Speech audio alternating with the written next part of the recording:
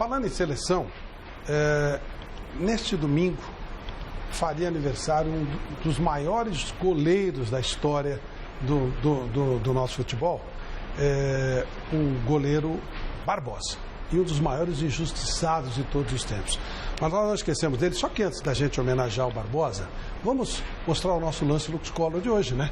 Que é exatamente para o Felipe, já que foi citado. Vamos para o nosso lance Lux Collor, que é o lance maravilhoso, o lance que a torcida fica esperando para ver qual é, e foi exatamente o lance do Felipe. Vamos então para esse lance, o lance do Corinthians. Esse lance foi tão bom quanto pintar com Lux Collor. Lux Collor é a tinta que eu uso, é a tinta que eu recomendo. E o gol do Felipe pintou a Páscoa do corintiano de alegria. Tá aí o gol do Felipe, o lance Lux Collor de hoje. E agora sim, 90 anos de Moacir Barbosa, o maior injustiçado da história do futebol brasileiro e talvez o maior injustiçado da história do futebol mundial. Vamos ver. Retumba fuerte, los de afuera son de palo, los condenados se resisten a perder, para en el mundo se cayó la estantería, cuando Barbosa vuelve al fondo de la red. Foi a única maneira que eu consegui entrar para a história sem sair nunca mais dela. Sim. Porque eu entrei para a história e não saí mais. Eu vou morrer e os caras vão ficar cobrando isso. A entrevista de Barbosa, dada aos canais ESPN em 2000, um mês antes de sua morte, mostra que o goleiro, que completaria neste domingo 95 anos, foi para o túmulo sem jamais ter se livrado da culpa pela perda da Copa do Mundo de 1950. Há alguns que aceitam as explicações, há outros que não. Então, gente, você falhou. Mas igual se eu falhei, meu filho, quem é que vai voltar atrás agora? Barbosa está enterrado na Praia Grande, litoral de São Paulo. Uma das poucas pessoas a visitá-lo é Tereza, que conheceu o goleiro em sua última década de vida. Considerada por ele sua filha de coração, ela não deixou que o camisa 1 da Copa de 1950 passasse sozinho seus últimos anos de vida. Acho que o Barbosa foi uma forma de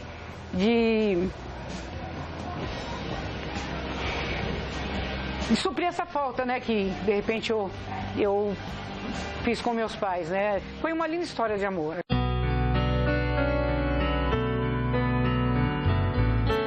Jacó Muraovski, que está escrevendo um livro sobre os 110 anos de história do Clube Atlético Ipiranga, primeiro time da carreira de Barbosa, conheceu o goleiro em outra época. Eu tinha 8 anos e fui assistir o jogo do Ipiranga e aquele time ficou inesquecível para mim. Quando acabava o treino, a molecada corria lá. Para quem mais a molecada aí era para o Barbosa. E ele tinha uma paciência de conversar. E de mais tarde eu comecei, era muito menino, né, chamá-lo de gentleman. Além das qualidades fora do campo, Jacó recorda encantado dos lances de Barbosa registrados em sua memória octogenária. Ele voava, eu não sei lá de onde que ele tinha essa força de voar. Ele tinha muita elasticidade. Eu não sei como no alto, aquelas bolas perigosas que vinham, ele trocava a mão, levantava uma, punha a outra. A descrição certamente enche de orgulho Tereza, que não viu o pai jogar. A vida dela hoje é dedicada a mostrar que Barbosa foi muito mais do que o goleiro da maldita Copa de 50. Na casa dela, na Praia Grande, tem todo tipo de objeto que remete ao jogador. Aqui em casa, você vê, aqui a gente respira Barbosa, né? A gente respira você o tempo todo. O meu lado pessoal acabou, então se tornou Vasco, tudo Vasco, Vasco, Vasco.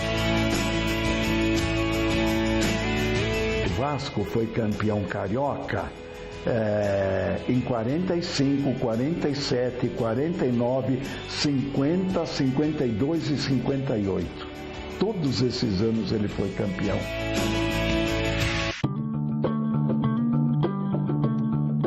Títulos que, no entanto, não serviram para que Barbosa fosse absolvido. A única imagem do fatídico lance mostra Gigia entrando livre na área e chutando cruzado. O goleiro voa na bola, mas não consegue defender.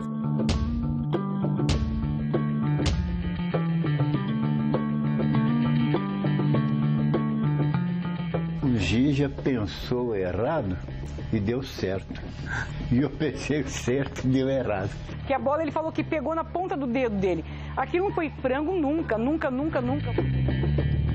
O jogador brasileiro mais massacrado, sem ter um pingo de culpa, foi o Barbosa.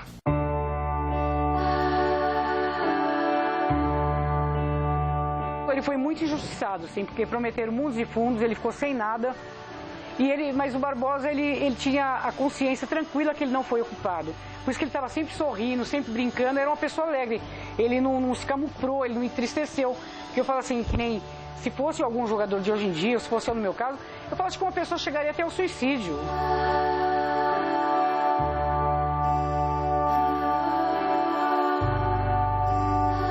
Se a imagem não mostra uma falha clara de Barbosa, a explicação pode estar no contexto político do país. O mundo vivia o pós-guerra e o Brasil, ainda pouco conhecido no planeta, queria usar a Copa do Mundo como propaganda. Nada melhor do que a conquista do título para que o objetivo fosse alcançado. Foi uma época que o Brasil queria se impor, né? E melhor do que nada com o futebol, né? Até então o Brasil era assim, tipo mato, né? Amazonas, falava que Brasil é mata, Amazonas, índio, né? Só tem índio lá, então nós éramos vistos de uma outra forma. Essa derrota foi muito sentida pelo povo, que sentiu a derrota como derrota, e pelos outros. Eu acredito, eu não sou dono da verdade, mas outros que queriam se aproveitar politicamente desse título, né? Então ele teve muita pressão política em cima disso. E acho que ele não teve também muita estrutura. Ele era uma pessoa simples, né? Ele não teve estrutura para aguentar todo mundo em cima dele, querendo tirar antes do jogo, né? Dizendo que já ganhou, já ganhou.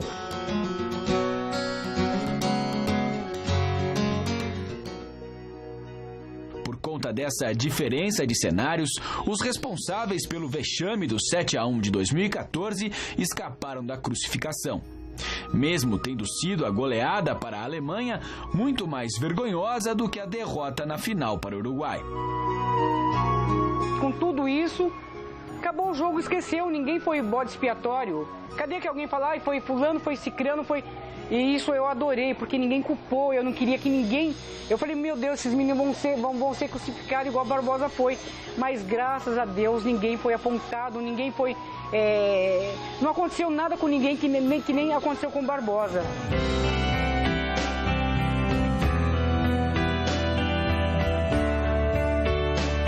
Eu acho que o tempo já foi o suficiente. Nós vamos aí para 50 anos de Copa do Mundo. E eu acho que isso já foi o suficiente para que o brasileiro consciente soubesse, pelo menos, analisar aquilo que aconteceu dentro de um campo de futebol.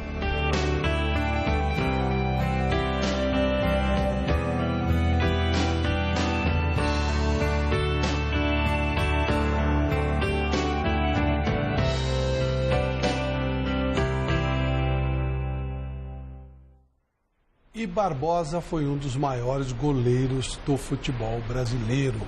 Emerson Leão, também um dos maiores goleiros do futebol brasileiro. Eu não tive o prazer de vê-lo jogar, entendeu? O que nós sabemos, mais novos, é a Copa de 60. Eu nasci em 49. Agora, eu estava dizendo para o Godoy aqui, o narrador não estava sabendo o que estava falando, porque não tinha conhecimento da matéria ou capacidade técnica para julgá-lo. E diz que um gol, como ele disse... Não foi uma falha assim, não foi uma falha clara? Numa falha clara do goleiro. Não foi clara, não. Isso aí é difícil pegar essa bola. O outro entrou sozinho, não bateu em diagonal, bateu em paralelo que é difícil do goleiro, o reflexo ele diz assim, da distância... Não fica claro que tenha sido uma falha. Ah, não fica claro? Não fica claro que eu tenha entendi sido que fica claro. Não fica claro. Melhorou bastante. Não agora, fica claro. Queria dizer à família dele e a ele que provavelmente se existe espírito, se existe essa aproximação entre as pessoas, de que eu peço desculpa em nome de quem pensa ainda, até hoje, que ele foi o culpado. Me desculpe, Barbosa. E claramente, Flávio, você vê que a bola quica momentos antes. É verdade. Eu joguei no Maracanã e já tomei gol assim, viu? Então, mas vamos supor, vamos partir do outro ponto. Foi uma falha gravíssima. Não foi. E aí? Aí os caras do 7-1, então como é que ficariam? Pois é. Esse vexame que hoje, por exemplo, os caras que usam... Porque o Barbosa, ele saiu chorando, ele saiu entristecido. O Daniel Alves, por exemplo, saiu dizendo que era uma derrota como qualquer outra. Não, como se fosse 1-0. Como se fosse 1-0. Quer dizer, é outro papo. E eu acho que é uma evolução. A filha do Barbosa ela foi perfeita. Sim. Não era uma guerra. Você não pode transformar o futebol no seu único ponto. Se o Brasil é um país incompetente e tem que aparecer só via futebol, o Brasil precisa melhorar. Porque o futebol, mesmo que ele dê ao Brasil um certo prestígio, ele não pode ser a única coisa do país. E o país que era totalmente farziano, e também não mudou muito nesse período todo, ele dependia do futebol para que ele aparecesse, para que ele crescesse. Seria muito legal se a gente conseguisse isso através de prêmio Nobel, né? Através de alguns prêmios de literatura, algumas coisas especiais, e não apenas através do jogo de futebol. E aí quando alguém falha, você joga tudo em cima dele, porque o país é incompetente, e aí joga tudo em cima de uma pessoa só, que tem que segurar toda a onda de todo um país incompetente. Mas, lamentavelmente, Flávia, principalmente no futebol, muitas vezes precisa se encontrar um culpado. Alguém tem que pagar por aquilo, não é só aqui, mas a gente não pode. O Rivelino em 74, o Rivelino foi vendido. Por que foi? Porque encontraram, ele foi o responsável porque o Corinthians perdeu o título para o Palmeiras em 74. Pelo amor de Deus. Acho que a gente precisa evoluir nesse sentido, né? O Brasil não perdeu de 7-1 por causa de um, de outro. Todo mundo jogou mal naquele dia. Mas perdeu por esse contexto, por essa vigarice, essa roubalheira. A Copa do Mundo foi um roubo e cada vez está mais demonstrado isso. Por que o Brasil perdeu de 7-1? Porque ele é mal dirigido, porque ele é roubado, o futebol do Brasil é roubado nos clubes, nas federações, nas confederações, porque não há nenhum tipo de gestão, nenhum preparo de nada. Ao contrário, os incompetentes é que estão no poder, porque só assim eles podem ficar lá e não admitem uma evolução, porque senão eles vão sumir, não vão poder roubar, não vão poder mais aparecer, usar o futebol. É isso que faz o Brasil perder de 7-1. E os jogadores acabam estando alguém tem que estar lá no último momento. Então é muito simplório, né? Você chegar a dizer, não, foi o Barbosa, foi não sei o quê. E as palhaçadas que fizeram? Era um ano político, tudo aquilo que aconteceu. Foi uma falha. Acontece. Flávio, bem se é que houve uma falha. O contexto histórico aí, que foi citado pelo Gavini na matéria, a gente tem que levar em consideração. Porque na véspera desse jogo contra o Uruguai, o que teve de visita na concentração do Brasil, de políticos, trocaram a concentração de lugar para fazer isso. Vargas, que era presidente na época, lembrando que o Rio de Janeiro nessa época era a capital do Brasil, não existia Brasília, Brasília viria 10 anos depois, com o Juscelino Kubitschek. Então, tem todo um contexto. O já ganhou, os jogadores foram dormir quase 10 horas da manhã para jogar às 3 horas da tarde. Quer dizer, foi realmente uma vitória antecipada. Não só do Barbosa. O brasileiro não admite. Toda vez que perde, alguém estava dopado, alguém roubou, alguém não sei o quê, não admite que bom, e hoje, se o cara que admite achar que o futebol brasileiro é o melhor do mundo, tem que ser internado, né? Porque hoje não está nem na primeira linha. Ô, Flávio, eu conheci o Barbosa na cidade de Santos quando eu era o treinador. Ele já estava um pouco velho, né? Já um pouco debilitado. Mas eu conversei com ele, mas não senti ódio dele no coração, não. Isso que o faz superior aos outros. Perfeito.